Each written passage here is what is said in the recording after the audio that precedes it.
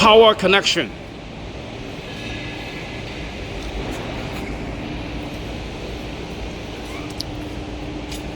The machine should be connected with the power supply with the cable, and the cable should be bigger than this one. Okay, collected like this, and we have all the information. And your main breaker should be no less than 80 ampere.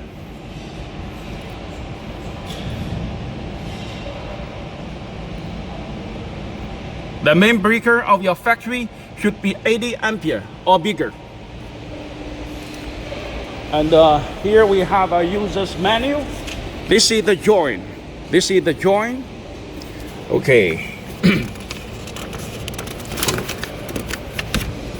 Let's go to page 2. And we have all the information here.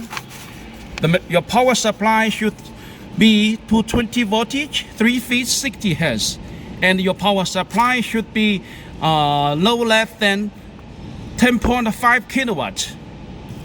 Your main breaker should be 80 ampere or bigger, and your cable should be 16 square millimeters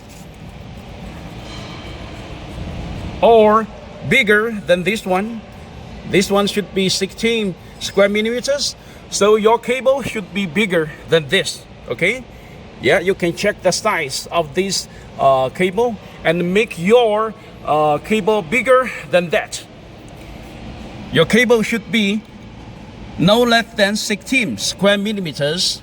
Okay, and these are all the contactors for the devices. This is for the compressor, and okay, compressor. This one, the number 1, is for the cooling towers pump, and this one is for the cooling towers fan.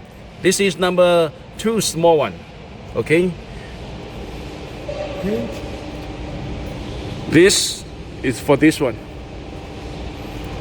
This is for the reducer, as you can see, and this is for the water pump in the generator, and that is this one. The cooling towers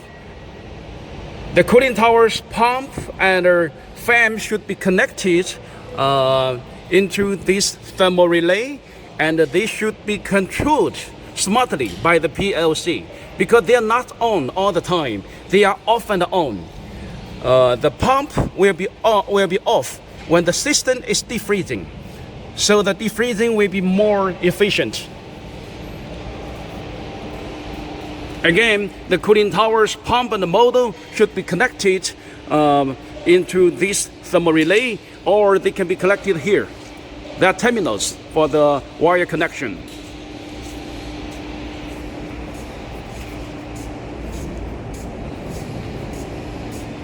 This is what you can do to start compressor oil warming. Okay, when the machine is well connected with your power supply, you switch it on, pushing it up, and you can see the PLC lights are on. Here you can see this device has 2 lights. This means the fixed order is correct. Okay, and when you see the PLC lights are on, the compressor's oil heater start working automatically, and you should keep the machine like this for 20 hours or even longer time in the winter. And because the oil heater will takes more than 20 hours for warming the oil. And again, before you start the machine, you can put your hands here to reconfirm the oil is very well warmed.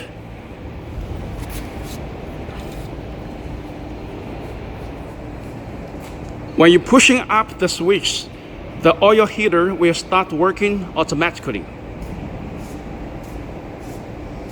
We need to check all the components before we start the machine. We need to make sure every single components are working well before we start the machine. Okay, this is the machines. This is the contactor for the cooling tower's pump, and this is the contactor for the cooling tower's fan. When we push down this contactor, the cooling tower's pump should be working. Okay, I hear the sound of the pump working, and when we push down this device, this contactor, the cooling tower's fan should be working. When we push down this, okay, we can hear the reducer is working, the ice cutter is working, and its rotation should be like this, anti-clockwise, anti-clockwise, anti-clockwise, and the reducer should be working with no noise. And this contactor is for the water pump in the ice generator. We can push it down, and we can see the water circulation in the machine. You see, right? Yes, the water circulation goes on. Okay, and here we can also on the components here one by one. Here, menu. Okay, pump on. You see,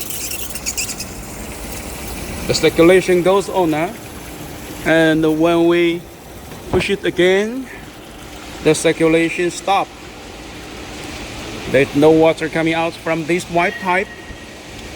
Okay, and here we can off and on the evaporator's pump, the ice cutter, also the cooling tower's pump, and the fan. Let's do it. Yes, we can hear the sound of the pump working. Okay, again the pump in the evaporator stops, and we can on it now like this. Okay, it works, and we can this function is very important when we clean the evaporator. We put chemical, we put limb scale remover in the water tank, and then we keep the water circulation like this for 2 hours, and this will 100% remove all the limb scale or calcium inside this evaporator. This is very important when you clean or remove the limb scale calcium inside the ice generator. Okay, so again, before you start the machine, you should make sure every single component can work correctly. Otherwise, you will be bothered by all kind of errors